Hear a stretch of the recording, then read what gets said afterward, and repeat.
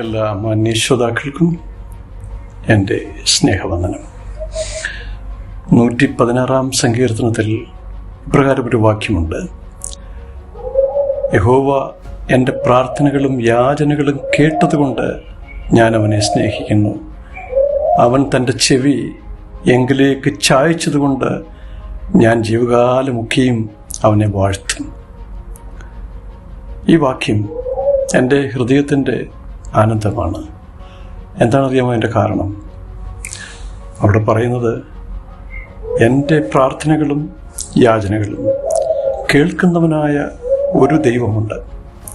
അവിടുത്തെ ചെവി എൻ്റെ യാചനകൾക്ക് വേണ്ടി, എൻ്റെ അപേക്ഷകൾക്ക് വേണ്ടി തുറന്നിരിക്കുന്നു. പ്രിയപ്പെട്ടവരെ, സർവശക്തനായ ദൈവം എളിയവരായ മനുഷ്യരുടെ പ്രാർത്ഥന കേൾക്കുവാൻ തൻ്റെ ചെവി തുറന്നിരിക്കുന്നു എന്നുള്ള ആ ഒരു ഉറപ്പ് നമ്മുടെ ജീവിതത്തിൻ്റെ ധൈര്യമാണ്. അവിടുത്തെ കാത് നമുക്ക് വേണ്ടി നമ്മുടെ കണ്ണുനീരിൻ്റെ രോദനത്തിൻ്റെ ശബ്ദം, വേദനയുടെ ആഴം,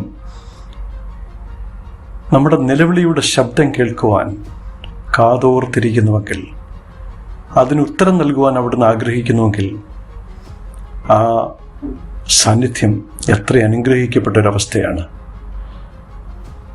ആ ധൈര്യമല്ലേ നമ്മെ മുന്നോട്ട് നടത്തുന്നത്? എൻ്റെ ജീവിതത്തിൻ്റെ ധൈര്യമാണത്, നിങ്ങളുടെയും ജീവിതത്തിൻ്റെ ധൈര്യം.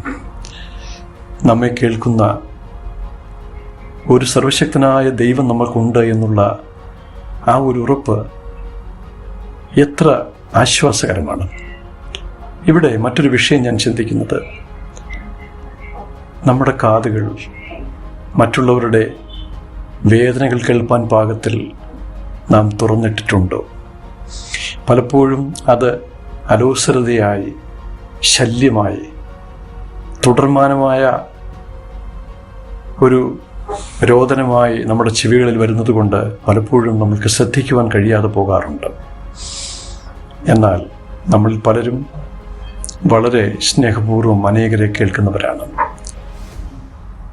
ഞാൻ ഒരു നിമിഷം പറയട്ടെ, അനവധി ശബ്ദങ്ങൾക്കിടയിൽ ചില രോദനങ്ങൾ നമ്മൾ കേൾക്കാതെ പോകരുത്. നമുക്ക് വേണ്ടി കാത്തിരിക്കുന്ന ചില വാക്കുകളുണ്ട്, ചില നൊമ്പരങ്ങളുണ്ട്. നമ്മെ മാത്രം തേടി വരുന്ന ചില വേദനകളുടെ ശബ്ദങ്ങളുണ്ട്. നിങ്ങൾ അനുഭവിച്ചിട്ടില്ലേ? ഞാനത് അനുഭവിച്ചിട്ടുണ്ട്.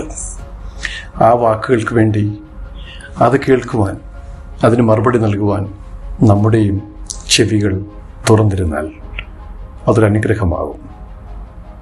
അങ്ങനെയുള്ള കാതുകളെ സർവശക്തൻ നിങ്ങൾക്കും എനിക്കും നൽകട്ടെ. God bless you.